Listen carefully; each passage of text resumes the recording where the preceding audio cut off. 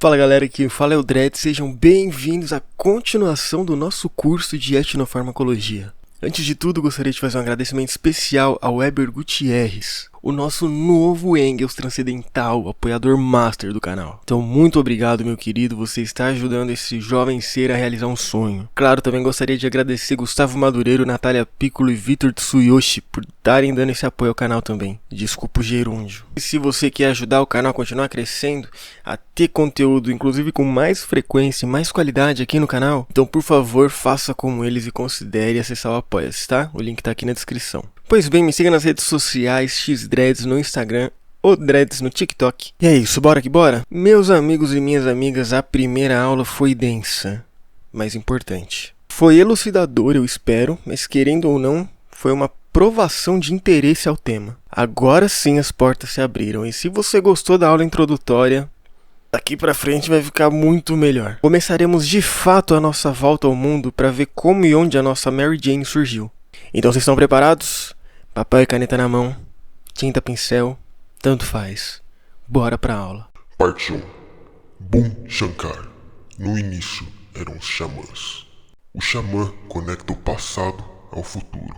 Sendo assim, ele cria o presente. Apesar de ser um dos MCs que eu mais gosto, não é desse xamã que estamos falando, meus amigos. Pois bem, o que é o xamanismo? Bom, de acordo com Christian Hatch, não se trata de uma religião, mas sim de uma técnica de consciência associada a certos indivíduos dentro de um grupo. Seu funcionamento tende a ocorrer dentro de religiões que veneram a natureza, como taoísmo, shintoísmo, budismo, hinduísmo e por aí vai. Claro que no budismo as coisas são mais complexas devido às tradições, mas isso é um ponto para outro momento. E bom, vocês devem saber que normalmente os xamãs ocupam certas posições importantes dentro daquele grupo. Por quê? Bom, porque ele recebeu o chamado dos espíritos, dos deuses, dos demônios, dos ancestrais, ou tem facilidade para entrar em transe ou êxtase. Vejam, meus amigos, os xamãs se conectam com o invisível que existe no visível. Ele utiliza a droga que vai potencializar suas habilidades, portanto, se conectar com a alma,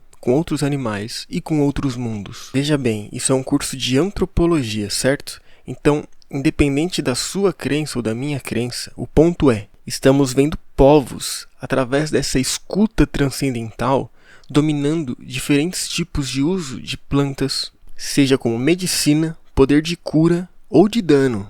Por exemplo, dentro do universo xamânico, adoecer significa perder parte da alma. E, portanto, a viagem para outro mundo é necessária para o resgate. Faz parte do processo de cura. Para tal, ele utiliza a droga, como falamos. Mas também não é todo mundo do grupo que usa a droga que se torna um xamã. É interessante diferenciar isso também. Peraí. A gente está falando de que período da história aqui? As evidências indicam que o xamanismo já era praticado no Paleolítico, ou seja, a antiguidade da pedra. Inclusive existem pinturas em cavernas que corroboram essa tese. Nós, xamãs, viemos de um tempo antes da religião. A religião é para aqueles que não podem ver. E bom, desde os tempos mais antigos, a Mary Jane já fazia parte do uso xamânico. Durante o Neolítico, ela já era usada na Ásia Central e no Leste. É dessa região, inclusive, que vem a palavra xamã. Ela vem do tungústico, que significa aquele que cura, ou o artista que profetiza a consciência. Olha que lindo, cara. E onde que a maconha foi citada pela primeira vez? Você sabe me dizer onde ela surgiu? Onde ela foi citada? Opções na tela. Já escolheu a sua opção? Porque, meu amigo, se você escolheu China, você está correto. Ponto para Corvinal. Pois é, os registros mais antigos são chineses, tanto em termos literários quanto etnofarmacológicos, principalmente no que diz respeito ao uso xamânico. Os registros mais antigos, inclusive, apontam para mais ou menos 5.500 anos antes de Cristo. Vocês têm noção do tempo que a Mary Jane caminha entre nós? No Nepal, existiam também tradições do reino hindu inserida ali nos Himalaias, fazendo com que o xamanismo fosse muito importante nessa região também. Inclusive, a maior parte dos grupos culturais do Nepal possuem sincretismo religioso. Elementos do Bon, do budismo tibetano e de inúmeras tradições hinduístas se fundiram com a harmonia. E até hoje existem xamãs em basicamente cada vila que você visitar. São os famosos Jakri. Os Jakri vivem num cosmos politeísta que mistura os demônios budistas, a natureza de Bon, a tradição hindu e por aí vai. Nesses casos, os xamãs tendem a venerar Shiva. E caso não saibam, um dos nomes de Shiva é Bangeri Baba, que significa o rei da maconha. E de fato, na tradição xamânica, quem descobriu e distribuiu a maconha para os humanos foi justamente Shiva, sendo esse presente utilizado pelos Jakre em benefício do grupo. E o método de uso mais comum da planta no Nepal é o fumo. É fumar os vários subprodutos da maconha. Ou seja, as folhas, as flores. Tudo é entuchado num tubo chamado chilam, sozinhas ou com folhas de estramônio ou tabaco. Mais do que um tubo, um cachimbo, enfim. O chilam é um símbolo de Shiva e seus atributos. Portanto, os xamãs em seus rituais pegavam o chilam, faziam uso, colocavam sobre a testa e falavam Bum Shakar, que significa saúdem o benfeitor. Vale lembrar que o uso não te torna um xamã. A pessoa antes precisa ter o dom ou ser chamada para. Ainda assim também, o uso entre não xamãs não deixa de ser uma realidade. Um drink famoso até os dias de hoje, inclusive, é justamente o bang. Já era utilizado na época dos xamãs no Himalaia. Mais uma vez, parte de um ritual dedicado a Shiva. Agora, meus amigos, nós vamos sair do friozinho do Himalaia e a gente vai pra China. Parte 2. A maconha nas artes herbais chinesas.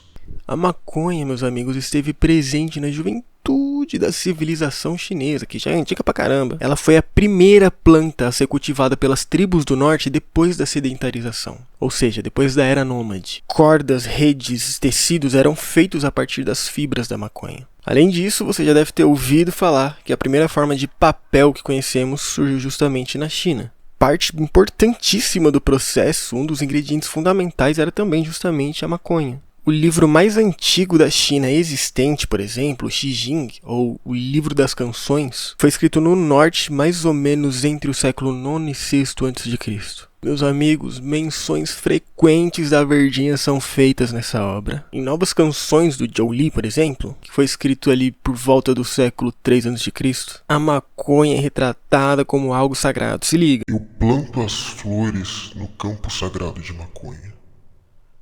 Eu planto elas para ele, que está longe de mim.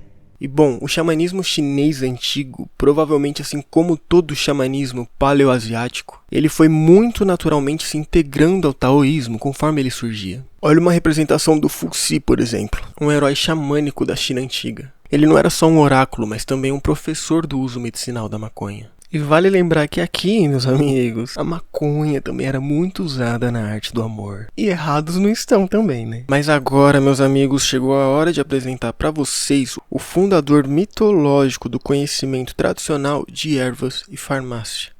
Contemplem Shennong. De acordo com a lenda, foi ele que trouxe a agricultura para nós e ensinou os humanos a cultivar os 5 tipos de grãos: maconha, arroz, cevada, soja e panço, eu não sei como falar isso, cara. Além disso, ele testou várias plantas venenosas em si mesmo, para descobrir uma farmacopeia que inclusive serviu de base para o Pentsaltin. Nessa farmacopeia consta que a maconha cura, por exemplo, malária, cólica menstrual, reumatismo, entre tantas outras coisas. Um Boldum Pipe, meus amigos, descoberto ali na província de Xinjiang, em Shanxi, sugere que os benefícios da cannabis já eram conhecidos já na dinastia Han. Mas aí eu pergunto para você sabia dessas coisas?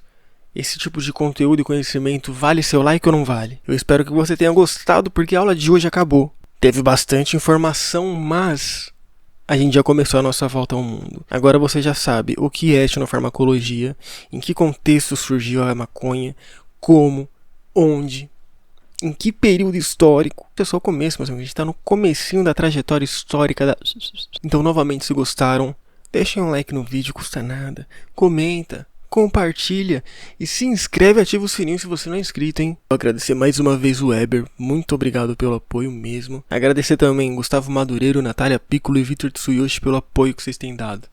Todos vocês são lindos, cara. E considera você também a passar no Apoia-se, ajuda nós. É só se você puder e quiser, tá bom? É isso, obrigado a todo mundo que tá acompanhando os cursos, os vídeos e vem muito mais coisa por aí, muita mesmo, tá bom? Vai valer a pena.